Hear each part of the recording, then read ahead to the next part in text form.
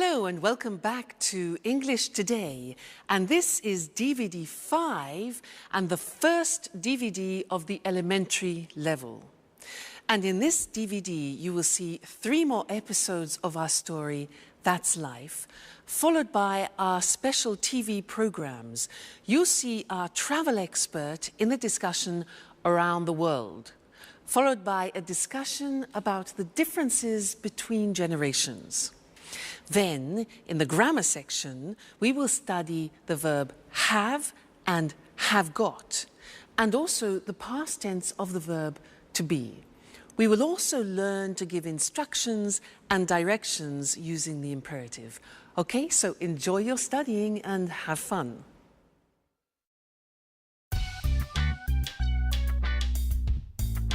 Good morning, Alice. Wake up! Oh, good morning, Jack. Please give me a cup of coffee. Bring me back to life. I'm still asleep. Here you are. So, what are you doing today? Well, first I'm taking a shower. And after that, I have my daily appointment with Ask the Stars. Ask what? Don't you know it? Sorry, no. It's the horoscope I listen to every morning on the radio. It's fantastic. I can't start my day without it. How can I go out in the morning without the advice of Ask the Stars? Please, Jack, this is not a joke. Our entire life is driven by planets. By the way, what are you doing today? Well, I'm going to work, just like every day. And today is Tuesday, isn't it? I have to go to the karate gym. Wow. Are you doing anything this evening? No, I don't have anything planned. Well, Sharon, Anne and I are going to the cinema. Maybe Peter is coming too. Would you like to come? That sounds great. Which film? We're seeing Interview with the Vampire. Not that film, guys. I hate horror films. Why don't we go to see the latest Julia Roberts film? Oh, please. Anne. We don't need more romance. We already have our love story in the apartment next to us. With Peter and Sharon, I mean. Okay, you are right. Let's go to see Interview with the Vampire then. Well, I think I prefer to stay at home. Now I've got to go to work. See you later. Is everything okay, Jack? Yes. Why? It's late, that's all. Bye. Bye.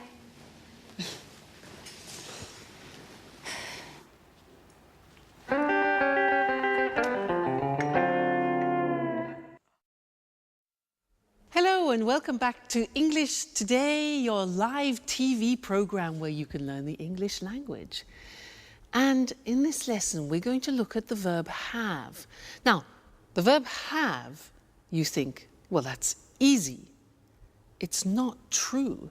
It's actually quite complicated because there are 2 ways of using the verb have in English. I can say, I have a scooter, or I've got a scooter. Well, in this lesson, we'll look at the first way, I have a scooter. Now, in our last episode, do you remember that Alice said, I have my daily appointment with Ask the Stars. You know, she believes in the stars. I have my daily appointment. Just simply the verb have. Now, I want to give you a little test before we move on. If I say, I have a scooter, how would you ask me the question about that? A scooter? How would you do it? Have you a scooter? No, that's not possible. Something missing, like an auxiliary. That's it. Do you have a scooter? Now, this is a typical mistake. People often think that have you a scooter is a question, but the verb have needs an auxiliary. Do you have a scooter? Okay? Listen to this. He has a scooter. He has, Mr. Snake, a scooter. What's the question? Careful. What's the question? Has he, no.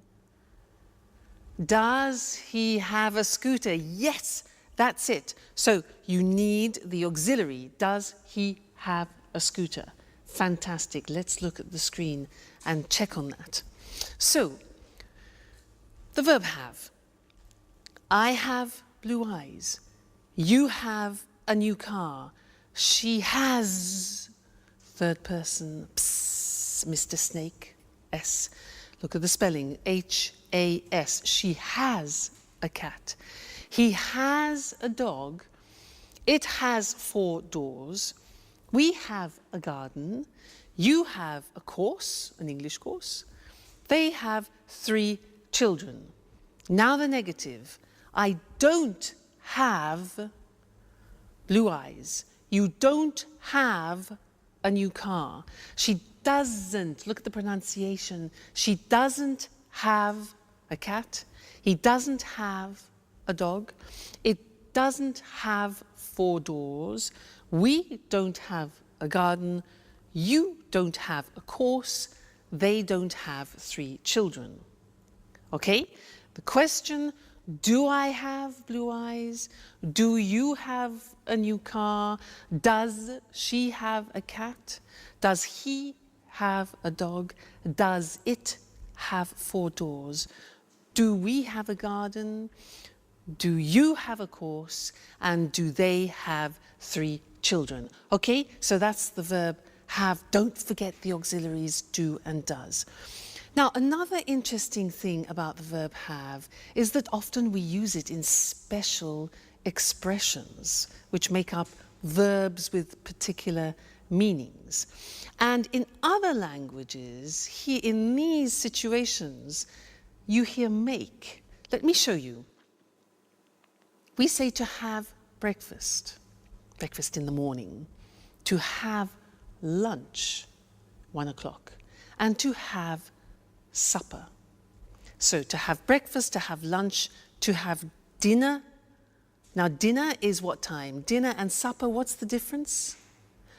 Dinner at 8 o'clock in the evening. Supper is something we have at about 10:30 or 11 o'clock at night. All right? So we use the verb have for these. We don't say to have a breakfast, but to have breakfast, have lunch, have dinner, have supper. Other things, we say to have a cigarette. We say to have a cup of coffee, to have a drink of any sort. We also say to have a shower in the morning, to have a shower. In other languages, they use make a shower or make a bath, for example. But in English, we say to have a shower, to have a bath in the bathroom. We also say to have a rest. We say to have a party. Did you have a good party? We say to have fun, which means to have a good time, okay? So these are very common expressions which we always use with the verb have. Have breakfast, have lunch, have dinner. Okay. Now, when we go back and listen to our friends, they will introduce the other form, have got, and then afterwards I'll tell you all about it. All right? So see you then. Bye. Fly me to the moon. Let me. Have you got a moment, Peter? I've got a problem with my computer. I don't know very much about computers. And I'm going out. They're waiting for me at the theater. Always busy, huh? Okay, Sharon, take it easy. Shall we have a look? Thanks, Peter. You've got a big heart. Let's see if I can help you before you thank me. All right. I can't use this program. I use it every day, and today it isn't opening. Why don't you turn the computer off and then turn it on again? Okay, Peter, that's really a great idea. You're a genius. How can I do without you? I know, my dear. What are you working on? I'm writing my curriculum because I would like to find a new job. Listen, Peter, I don't know how to write it. Can you help me, please? I'm sorry, Sharon. I'm in a hurry. I have no time. I'm late. They're waiting for me. Very kind, as usual. Listen, Peter, Anne, Alice, and I are going to the cinema this evening. Would you like to come? I'd like to, but I can't. I have to... Go to the theater. Yes, I know. You always have something else to do. Oh, come on, Sharon. What's the problem? Maybe you're jealous of my career. Oh, Peter, I'm just tired of always coming second.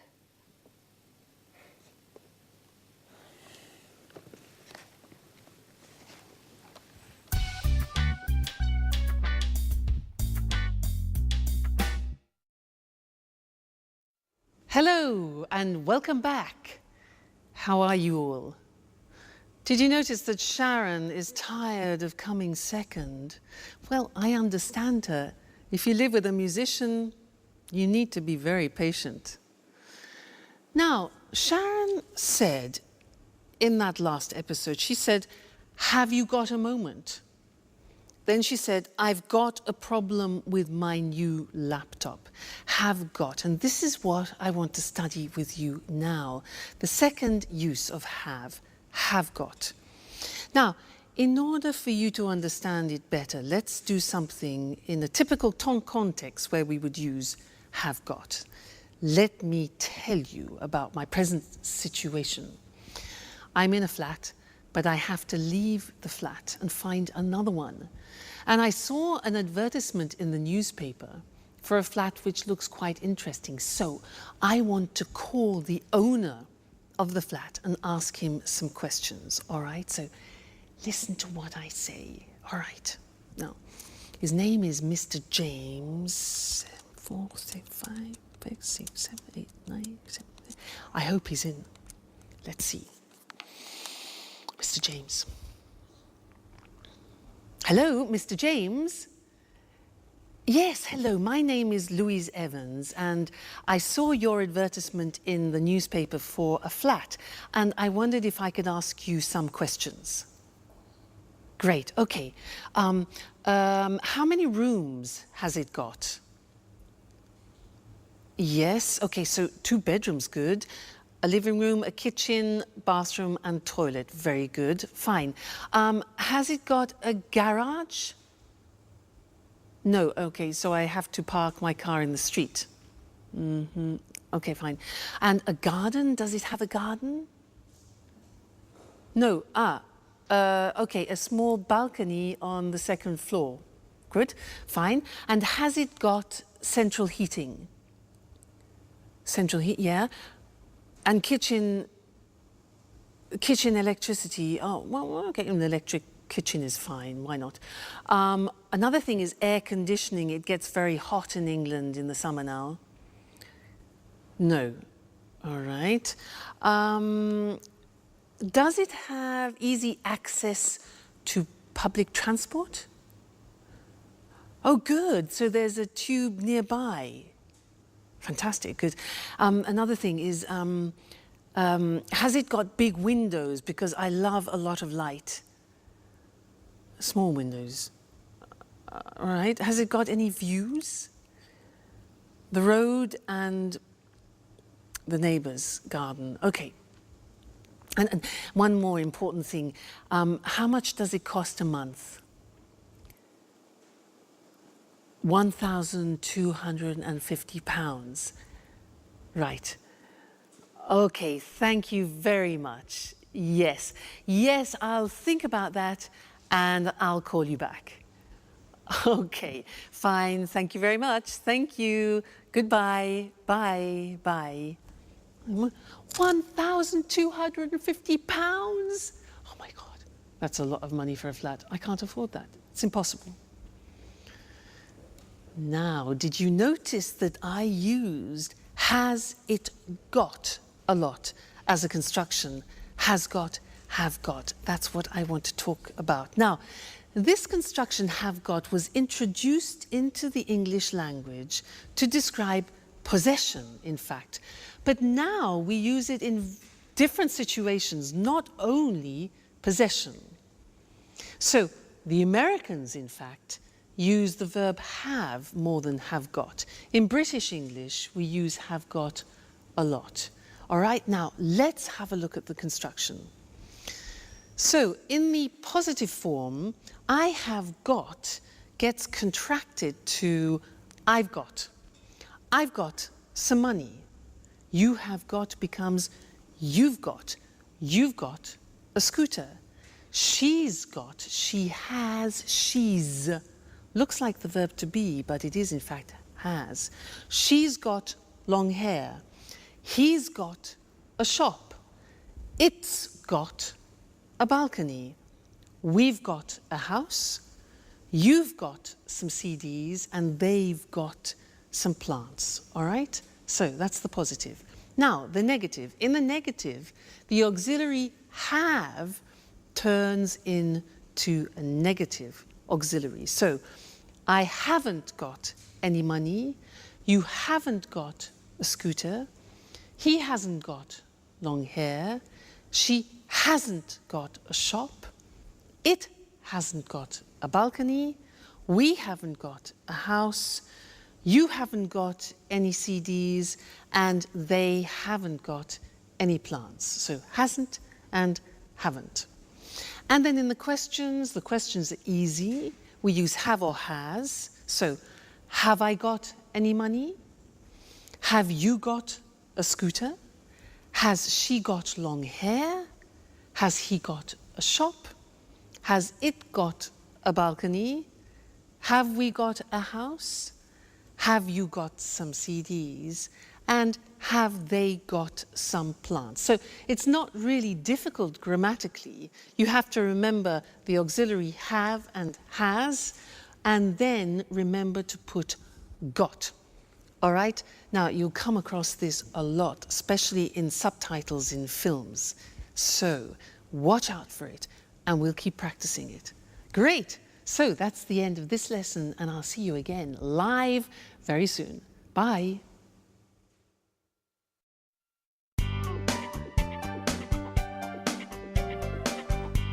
Hey, Anne. Housework, eh? Yeah, at last. Can I ask you a question? Sure. Oh, how are you and Peter? We're fine, thanks. Listen, I want to go to that bookshop. Do you remember? Oh, yes. The one with lots of photography books. Yeah. And thriller books. Yeah. And with the red coffee tables and flowers on the windows. Yeah. And where you can sit down and drink a delicious hot chocolate. Yes, Anne. That's the one. The London Reader. It's a great place. Yes. How do I get there? Is it far? You can walk from here. It's about 10 minutes away. Great. Oh, okay. Let's see. Go out the front door and turn left. Easy enough. Go straight ahead, past the traffic lights. Right. Straight ahead, past the traffic lights. Turn right into June Lane. June Lane. Then follow June Lane to the end of the street and turn right into May Avenue. Just a moment. Turn left on May Avenue. No. Turn right into May Avenue, and the bookshop is Hi, Sharon. What are you girls talking about? I'm giving Sharon directions for the London Reader. So, turn right into May Avenue, and the bookshop is the second shop on the left, next to the butcher's. No, Anne. Sharon, the bookshop is on the right, past the museum and between a chemist and a bank. No, no, Jack. You are wrong. The bookshop is... Okay, guys, be quiet. Don't worry. I've got my map. Sharon, I can come with you, if you don't mind. Great. That's very kind of you, Jack. Jack, housework? Do you remember?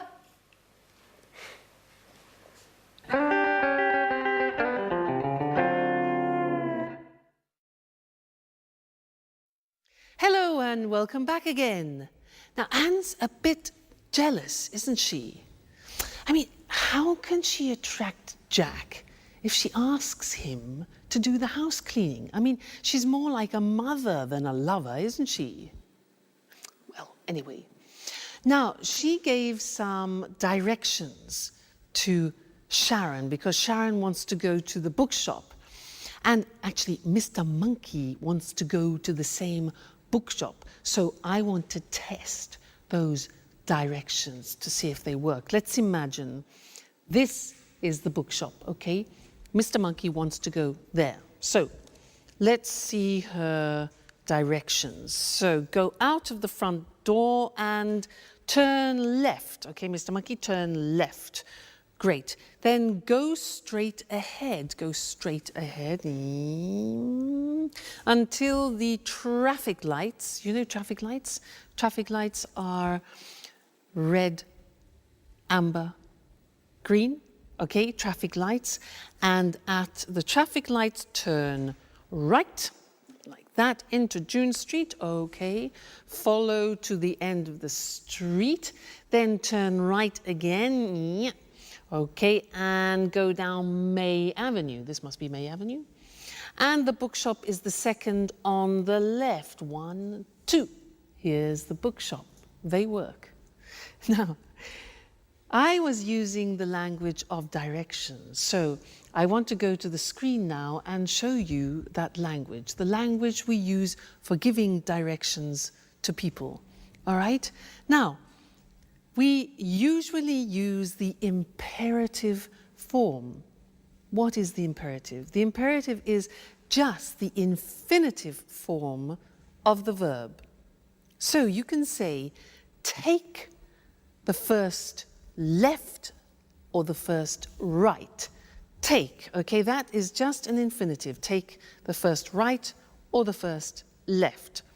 You could say, take a bus to.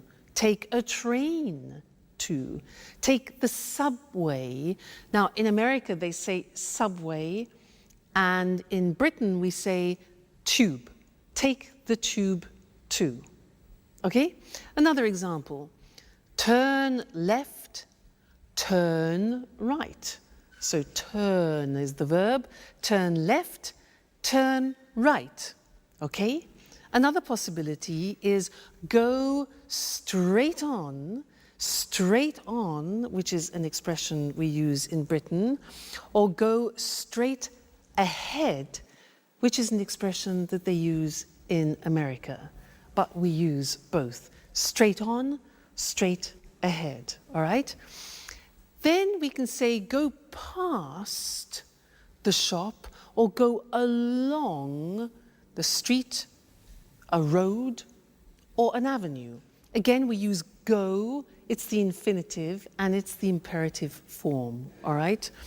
Another example, at the end, we can say the position. It's next to, it's near to, it's opposite, it's between, it's on the left, it's on the right. You remember the prepositions that we did at the beginning? Well, that's to indicate the actual spot. Great, so that's giving directions using the imperative form. Now, let's go back to our friends in That's Life and listen to Jack, who is giving Alice instructions about using the internet. And listen to the imperatives that he uses, and I'll see you later, all right? Bye for now.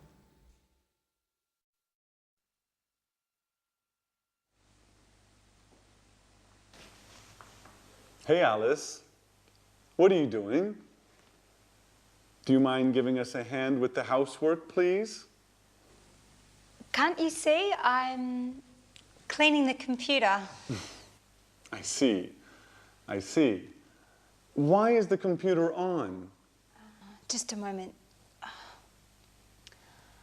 I don't understand how to connect to the internet on this computer. Can you help me? Okay, but just for one moment.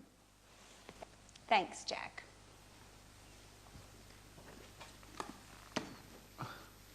Okay, click on that icon. What's an icon? That symbol on the screen. Do you mean this picture of a telephone? Yes, click on that. Right. Now what? Enter your username and password Okay. and click on that button there. Click on the button. And now you're connecting to the internet. Hey, that's easy. It's very easy, Alice. You are hopeless with computers. And with housework, too. Come on, Alice. It's time to clean up this mess now. Hello again. Did you notice how Jack was giving Alice instructions to go on the internet? Well, I want to give you some instructions to do something at home. Now, in order to do that, you need one of these.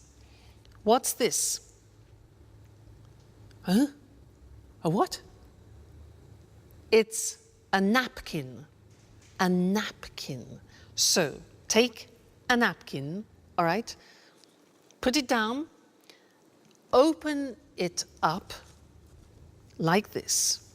Okay, so we have an open napkin. Anyway, now, take the bottom of the napkin and fold it over a little bit, like that, okay? Then fold it again, like that. Then fold it again, and again, and again, until you reach halfway, and press it down like that. Press it down. All right, now, take the whole napkin, lift it up, and put it in this position. You turn it over, okay? Press that down. Now, take the bottom of the napkin and fold it in half over like this. Again, press it down well. Now, take this part of the napkin here on the right and fold it right down along the folds on the left. Press down. Then take all of it up like this and fold this bit over so you create a support like that. Then turn it around and bing! There you have something nice to decorate your table with. A romantic dinner, for example. All right? So I gave you instructions in order to do that. And we're going to look at that on the screen because I used imperatives to give you the instructions as I used for giving directions. All right, so let's see. Let's use some other examples related to the computer and the internet. Plug in the computer. Now you notice we use plug, which is the infinitive form, and we use it for both you, singular, and you, plural. So, plug in the computer, ding, switch it on, connect it to the internet, and bling, click on the internet icon. All right, so imperatives, they're all infinitive verbs. Now, the negative, if you want to use the negative of the imperative, we say do not, which is contracted as always in English, and we say don't click too many times, or don't press the exit button or don't overload the desktop. Okay, so this is the negative imperative form. Very interesting, that. And don't forget to be here for your next lesson. All right? See you then. Bye.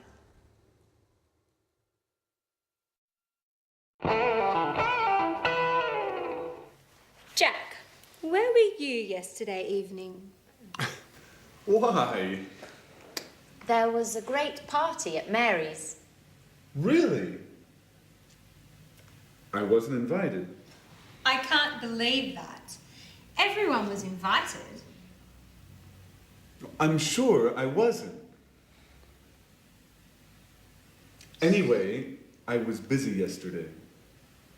Oh. Did you have a meeting with some clients? No, I didn't. So? What? Where were you? I was with Robert at the Red Lion pub. That's impossible. Robert was at the party. Oops. I always get them mixed up. I was with Charles. Charles was at the party too. Come on, Jack.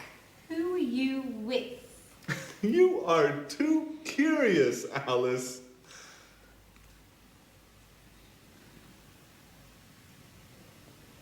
Okay.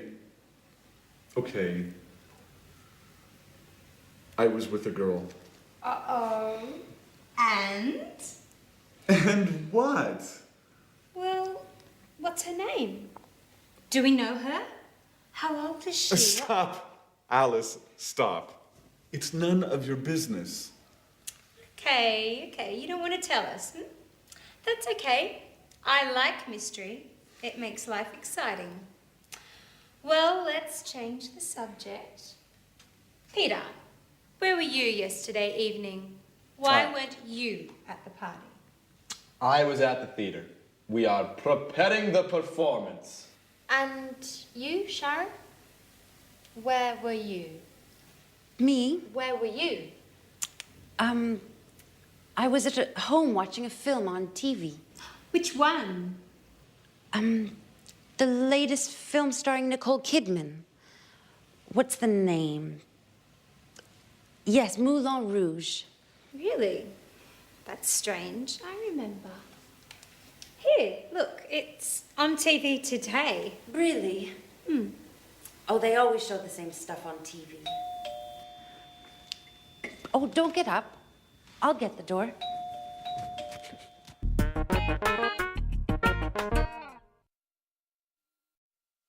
Hello again, everyone. Well done, Sharon. That was a bit embarrassing, wasn't it? Now, where were you last night? Well, I wasn't at a party. I wasn't in a pub like Jack. I wasn't at the theatre. I was at my first samba lesson, and it was great. Fantastic. You know, the music was really fantastic, really loud and exciting. And there were 30 people there. It was difficult to see the teachers. You can imagine, 2 teachers, 30 people. Excuse me. Anyway, as usual, there were too many women and not enough men, and that's typical. But the teachers were fantastic. They were really, really professional. One was Brazilian and the other was from Argentina. Yeah, Argentina. Great, really, really good. And in the first lesson, it was easy because we did some, basic steps. But it was really, really enjoyable. And I can't wait for the next lesson because that was so exciting. Can you samba? I bet you can. Now, in most of those sentences, I was using the verb to be in the past, and that's what I want to look at with you now. Let's look at the screen. To be in the past, when we talk about something specific in the past. Let's look at the form. I was in New York last year. You were, see how it changes? You were at the party last night. He was at a meeting on Tuesday.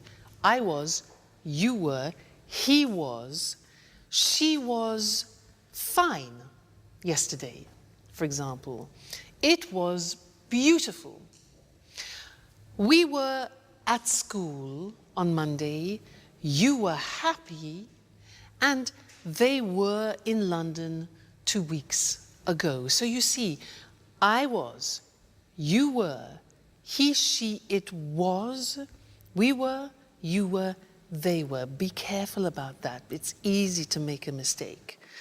Now, what about the negative form? Well, was becomes wasn't. Listen to the pronunciation. Wasn't, wasn't, okay? So, I wasn't on time this morning. You weren't here yesterday. He wasn't at the party last night. She wasn't very happy. And it wasn't difficult, okay? We weren't at work on Saturday. You weren't on time for work. And they weren't on holiday last month. So wasn't and weren't. Question form, listen to these. Where was I yesterday? Where were you last night? Where were you last night? Where was he last week? Was she at work yesterday? Was it an easy test? When were we there? What time were you at school yesterday? And how often were they in class? So, the verb to be in the past tense, I was, you were, he, she, it was, we were, you were, they were. Very important. You can't live without that verb to be in the past. All right? Great. Well, we will continue with the past in the next lesson. So, see you then. Bye.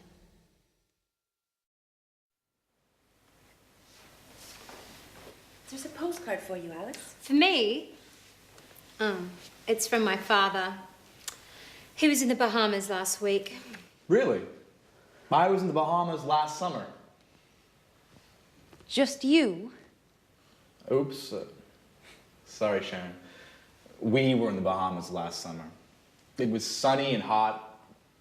Perfect weather for swimming and relaxing. It was fantastic. Fantastic. Yeah, fantastic. I'm sure it was.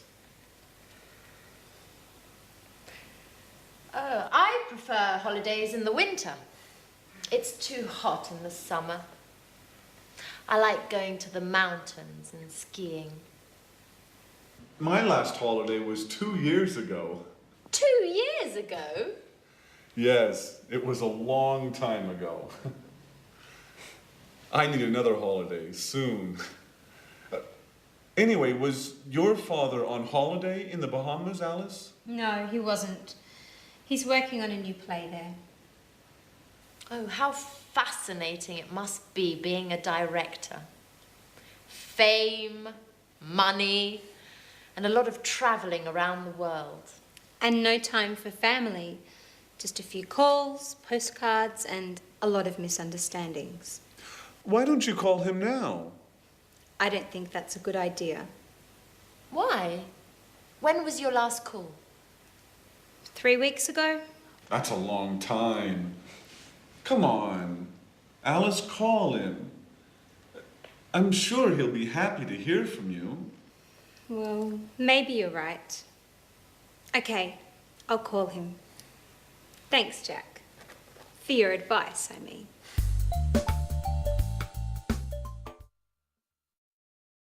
Hello again for another important lesson. We're in the past tense. Now, I want to help you remember how to use the past tense. So I have another acronym. You know acronym? Look. Oil, way. Oil, way. Now, these letters represent the time words when you use the simple past tense. What do I mean by that? Well, this one, for example, let me give you an idea. This stands for yesterday, okay? Yesterday. Now, when you have yesterday in the sentence, you always use the simple past, okay? Now, do you know what the other words are? Let's have a look. An easy one could be this. Last. Last, do you know that? Last week, I was in Paris. Last week. Okay? Now, what about this one? 2 days ago. Very good. So, 2 days ago, we were at the sea, for example. So, this is ago. We have last, yesterday, ago. This one? That's more difficult.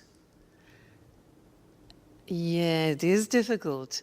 It's on in English, and we use it with days and dates.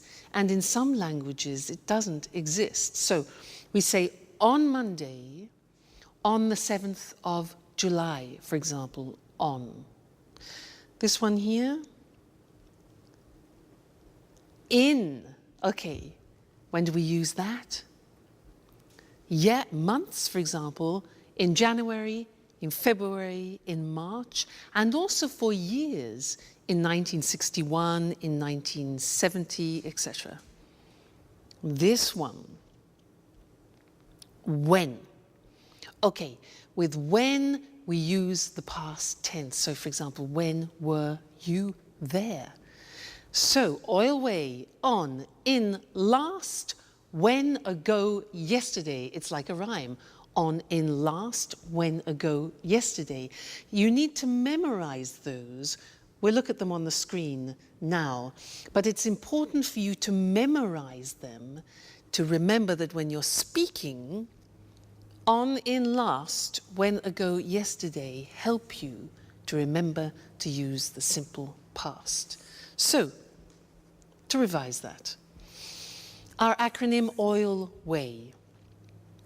On we use with days or specific dates. So, the party was on Friday, or he was in London on the 2nd of March. Okay, the date. Then in with a specific year or with months. So, for example, she was born in June in 1976. Next, last. Last with, for example, the previous week, last week or month or year. So the examples are, they were in Vienna last month. When. Now, when with a past time clause, sometimes in the question, sometimes in the middle of the phrase. So, I was very happy when I was a teenager. Okay, that's when. Then ago, for example, 2 days ago, 2 months ago, 3 years ago. We were at the meeting 3 weeks ago, right? And then the last one, easy, yesterday with the previous day. So I was at the cinema yesterday.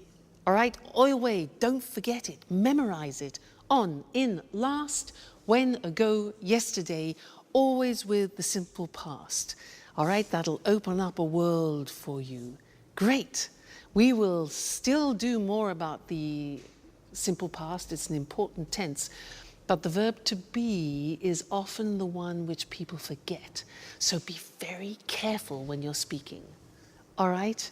Great. Well, happy studying, and I'll see you again very soon. Bye.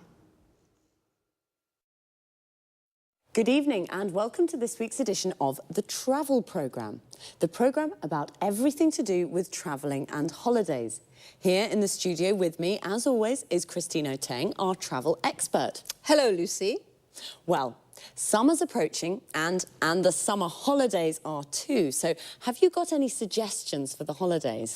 Well, let's see. Are you bored with your usual holiday? Are you tired of beaches or trips to the mountains? Would you like to say no to museums, city tours and shopping? Well, why don't you try something new and exciting? What exactly do you have in mind? How about a holiday hunting for ghosts in a castle in Great Britain? Hunting for ghosts in a castle. That's certainly a change from lying on a beach. It sounds exciting. It is exciting, something really different. Just right if you love adventure. But what do you have to do? Do you spend all the time looking for ghosts? No, not all the time. In some ways, it's like a normal holiday. In the morning, you have a traditional English breakfast, then you go for a walk or visit a local town. In other words, you do the things you always do when you visit a foreign country.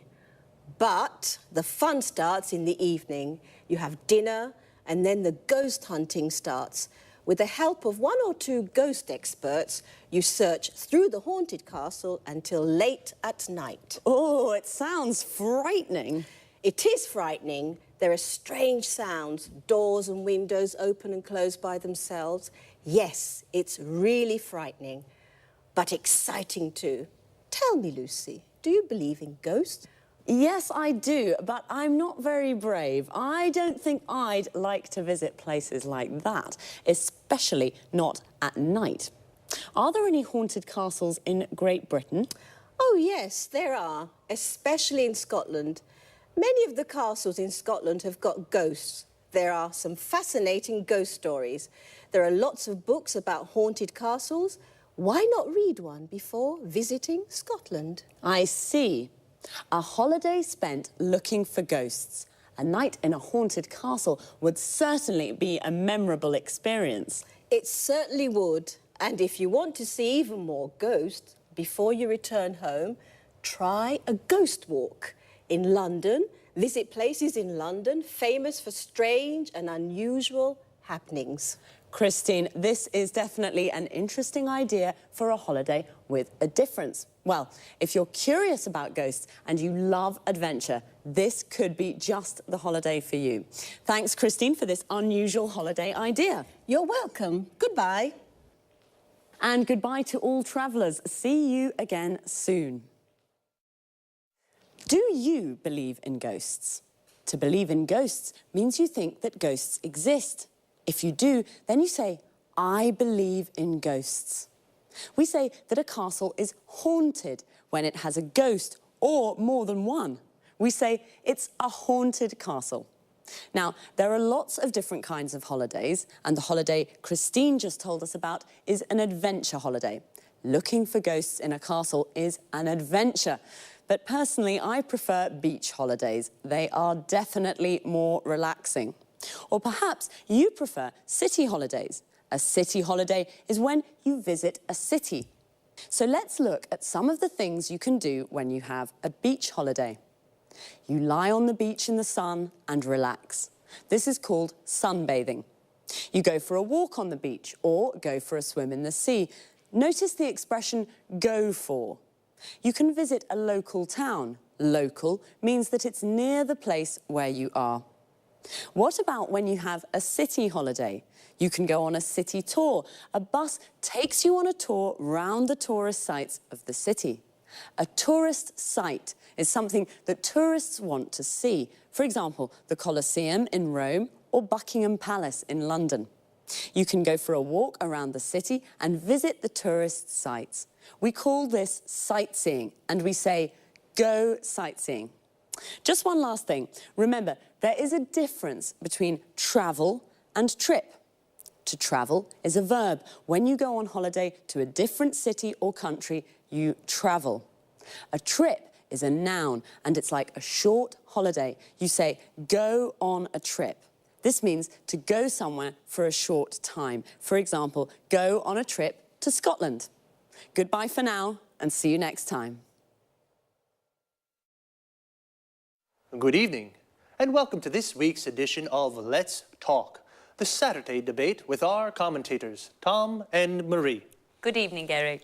Good evening. Well, this evening, let's talk about the differences between the generations. What do you think about this issue, Tom? I think that over the last 50 years, lifestyles have changed a great deal. There's been a lot of progress. New technologies have helped here. Think about healthcare. It's very good today. Television and internet tell people about the world and what's happening. So, lots of progress. Do you think life is easy today? Yes, I think it is. There are lots of opportunities for everyone. Let's take travel as an example. In the past, it was impossible to travel a lot. Today, we can fly to lots of cities in Europe, and it's very cheap. I'm sorry, I don't agree with you, Tom. I mean, it's true that lots of things are easy now, but there are also lots of things to worry about, and there's lots of stress. In the past, life was simple. It was all about the family and family values. Do you think that people today are confused about how to live life? That's exactly what I mean. Today, people marry when they're 30 or 35. When my grandmother was young, it was usual to marry young and start a family. Well, things are different today. I mean, women work now. 50 years ago, only a minority of women worked. I think this is very important for female emancipation. I agree with you, Eric. Today, women are fulfilled. They play an important role in society. Yes, but it's not easy for women. They have less time for the family, the children, and the housekeeping. I'm not sure that my grandmother would agree. Life was hard for her. There weren't any washing machines, or dishwashers, or vacuum cleaners. She was the washing machine, the dishwasher, and the vacuum cleaner. And after all that work, there was nothing to do. She stayed at home all the time. Today, people go out 3 or 4 times a week to the pub, to the cinema, or to the disco. My grandparents were always at home. Well, life is definitely different now. According to Tom, life was hard in the past. Now everything is easy. Marie doesn't agree. She thinks that life today is difficult and that people have lots of cares, worries, and stress. And what do you think? Well, it's time to say goodbye to our commentators. Goodbye. Goodbye. And we'll see you again soon on the next edition of Let's Talk. Okay, first of all, let's have a look at the expressions we use to discuss our different ideas and opinions. What do you think about this idea? This is a good way to ask someone's opinion, or simply, what do you think? How about when you don't agree with someone's opinion? You can say, I'm sorry, I don't agree with you. This is a polite way to say, I don't agree. If you do agree with someone, then you say, I agree with you. When we give our opinions, we usually start with, I think, or I don't think. The use of that after think is optional. So we can say, I think it is important, or I think that it is important. Another useful expression is, I mean, and when we use it to explain our ideas better. Let me give you an example. Things are different today. I mean, women work now. So I say things are different, and then with I mean, I explain how they are different. What about the vocabulary we use to talk about the things that have changed in the last 50 years? Let's take healthcare. It's the protection a country gives to its people like doctors, hospitals, and medicines.